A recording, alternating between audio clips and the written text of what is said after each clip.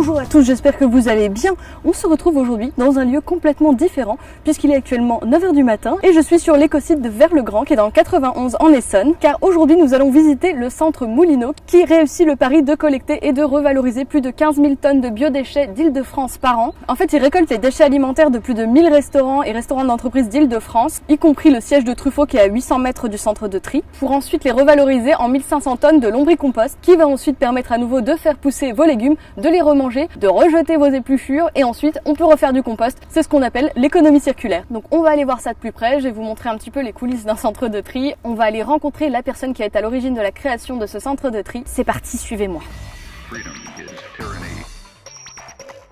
Je m'appelle Stéphane Martinez, je suis le président et le fondateur de Moulineau. Et Moulineau est une entreprise qui est spécialisée dans la mise en place du tri à la source des restes alimentaires, de la collecte et de la valorisation de ces restes en compost et en énergie. Donc on va dire que les deux missions de ce centre de tri des Moulineaux, c'est déjà d'éviter et de lutter contre le gaspillage alimentaire, mais également de limiter l'impact environnemental en créant cette économie circulaire.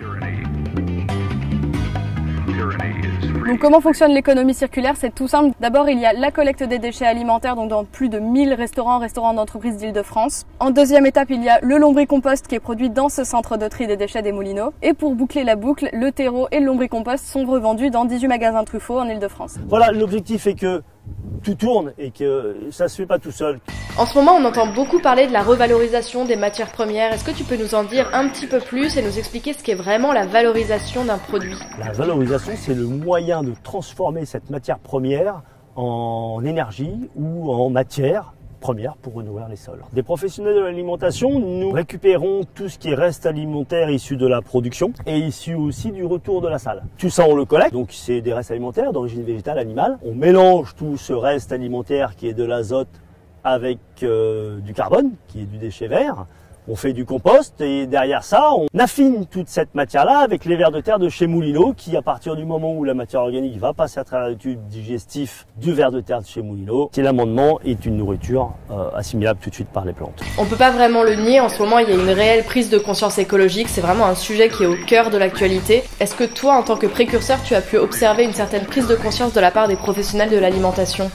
Oui, il y a une très grande prise de conscience qui a été faite par des restaurateurs qui étaient quand même très engagés, des cuisiniers surtout. Les cuisiniers cherchent des matières de qualité, bien élevées, bien poussées, souvent brutes, qu'ils travaillent. Donc beaucoup de restaurateurs et de professionnels de la restauration vont vers leur potager ou vont vers des fournisseurs qui produisent des bons légumes en circuit court. Donc quand on leur explique qu'à la finalité de la chose, s'ils ne mettent pas à la source cette matière-là de côté pour qu'on puisse les collecter, les valoriser, ils ne bouclent pas la boucle puisqu'elle va dans la poubelle d'ordures ménagères et cette poubelle d'ordures ménagères, elle est incinérée ou enfouie. Donc voilà, leur expliquer que s'ils veulent faire la boucle, que leur reste alimentaire, on leur redonne une seconde vie derrière, avec un fort impact environnemental puisqu'ils limiteront l'incinération et l'enfouissement, et un fort impact social puisque derrière, on ouvrira une nouvelle filière avec un nouveau métier, des nouveaux emplois formés à la clé.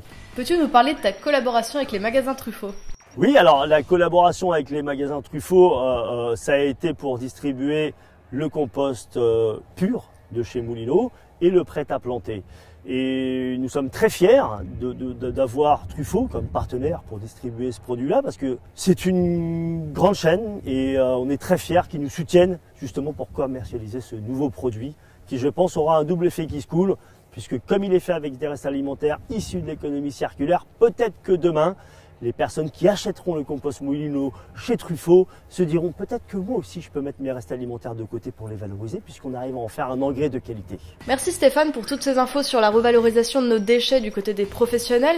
Mais est-ce que tu pourrais nous donner quelques conseils pour revaloriser nos déchets à nous, à notre échelle? Alors les gestes qu'on peut mettre en place pour un particulier, le premier geste à faire c'est de mettre un petit récipient à la maison auquel ce que vous mangez pas ira à l'intérieur de ce petit récipient. Le vider ensuite dans une poubelle marron dans son local poubelle si vous êtes équipé d'une collecte de restes alimentaires ou sinon d'amener cette matière-là à un composteur de quartier ou un composteur collectif.